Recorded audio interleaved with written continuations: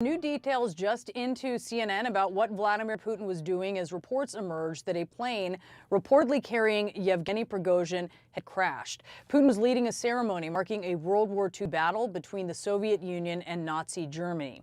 And we're also now seeing just released data from Flight Radar 24 that reveals what happened in the plane's moments. The jet, according to the tracking site, leveled off at 28,000 feet, but it had erratic climbs and descents in its final minutes, and the plane dropped 8,000 feet per minute before data transmission stopped. Out front now, Mary Schiavo, former Inspector General for the U.S. Department of Transportation. Mary, thank you so much for bringing your expertise tonight. I want to play again that video of the plane that is falling out of the sky. You were an expert on plane crashes.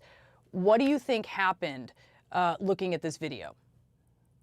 Well, there's so many clues here in the video. First of all, as you mentioned, it was at 28,000 feet in cruise. That's the safest part of the flight.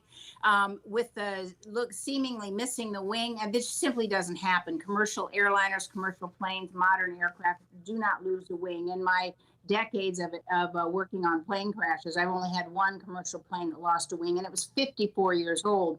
And also the rate of descent, a normal rate of descent is 1,000 to 3,000 feet per minute, not 8,000. It was clearly falling. And if you look very closely at the video, you can see some other, not just the plane, but you can see some flashes, you can see other smoke, you can see debris separating from the plane.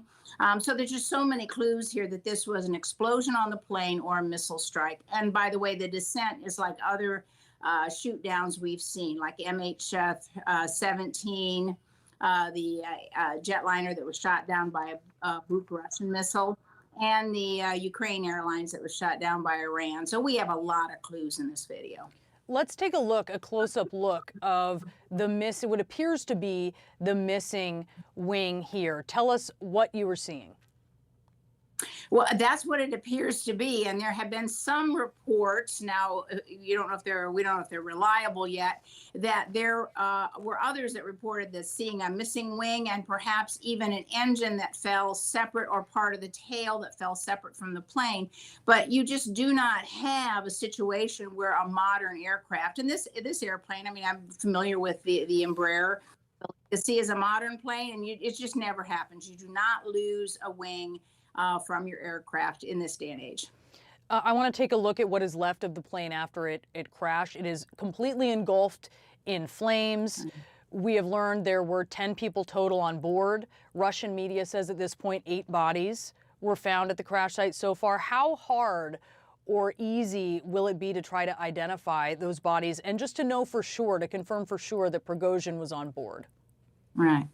Well, the world has a great amount of expertise in working crashes, and there are companies that do precisely this. And so if there's a cooperating investigative agency with DNA samples, it is actually, I won't say easy, but in most cases, all of the human remains are identified. It's done through DNA and other methods. And even in just a total explosion and burning situation like this, the human body has a lot of water content. In almost all cases where you have the remains, you can identify them if the investigators are inclined to work on it. And that is obviously very key. Mary, it is great to have you and your expertise. Thank you so much for joining us tonight. Thank you.